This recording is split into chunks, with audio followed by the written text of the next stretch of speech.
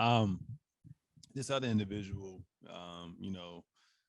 I think I think we had talks about him as from an NBA standpoint, from a fan standpoint, from analyst standpoint, but no one really knew what he was going to become. You know what I'm saying? So Yeah. Ja Morant, man, Whoa. he's been playing some pretty damn good basketball. His team is 30 and 15 in the West. I think they went on like a 10 plus game win streak. I want to say Yeah. 11 game win streak. They're fourth in the West. He's averaging 24 points per game, 6 assists, 5 rebounds, shooting 49% from the field, Killer. 77% from free throw line, and shockingly 37% from three as well too. When you Killer. talk about all these MVP candidates on a weekly basis, top five, whether you have DeMar DeRozan, whether you have Nikola Jokic, whether you have Steph Curry, KD, Giannis, Joel Embiid, et cetera, et cetera. With how things are going right now, how he's playing right now, is it safe to say that we should place him in that argument and be considered as an MVP favorite right now? Absolutely. Absolutely. He cold. Ja Morant cold. Um, and there's a different aura in Memphis, right? They playing like they belong here. We not pretenders. We for real.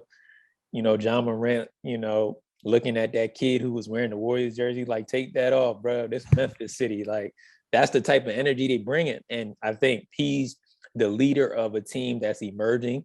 They're competing for those top two spots. And as long as they're competing for a top slot in the West, and if he's the best player on that team, he has to be in the MVP consideration. You mentioned his stats. His 3-point shooting has gotten way better since he was drafted. I mean, and he's cold, man. He's special. So we got to see. It's still early in the season. I'll see post March how well they're performing, and then we can kind of consider where he's really ranking in that ranking. But right now, he's definitely up there. He's Yeah, definitely sure. for sure. I mean, to me, one of my favorite players, in I guess the late, like the post 2008 to like 2013 ish was Derrick Rose. Yeah. I feel like they're basically the same. You know what I'm saying? Like they're brothers from another mother, man. Like everything they kind of do, their athleticism, their will to win, how they're just so about their team and just really to themselves. They Yeah. don't care about the extra exposure. Yeah. I kind of really love that as well too. And his stats are kind of mirroring Derrick Rose MVP year as well too. So I Yeah. guess my next question for you is, what do you think it would take for him to even win MVP this year? You think it's going to be something where, obviously, now we love narratives, and we also take records into consideration. But do you think, if he gets like happens to go up and get like the 2 seed from Phoenix or whatnot, you think that would solidify him as MVP this year, especially with these injuries going on and whatnot? I mean, if he gets a top 2 seed in the Western Conference, he's definitely up there. His production is going to have to follow that as well. Like if he's putting up crazy numbers, shooting that efficiently from the field, it's gonna be tough to deny him that, because he's taken over the league. He's probably, if he's the most exciting player, I think in the NBA, arguably the most exciting player. But you got players like Joel Embiid, who are just killing. So I think for Memphis, it's going to be like they're going to have to continue to win, and he's going to have to continue playing at an exceptional level, which he's capable of.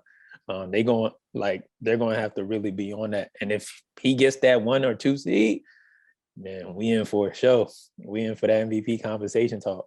And I was talking to Warren a little bit as well too. Yeah, I think he's about to post up this graphic. I don't know if he posted already on the page, but Yeah. obviously last year Memphis was the 9 seed and Wow. ended up beating the Warriors in the playing game to get the 8 seed, Mm, and then they I think lost in 5 games to Utah. I think Donovan Mitchell had sit out a game or two in the yeah. playoffs, and then they ended up losing.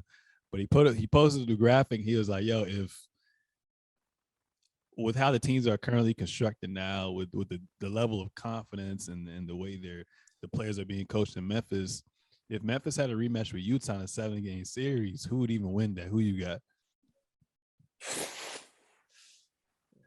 I mean, if they get Dylan Brooks back and Ja Morant is playing at this level, that can go 7.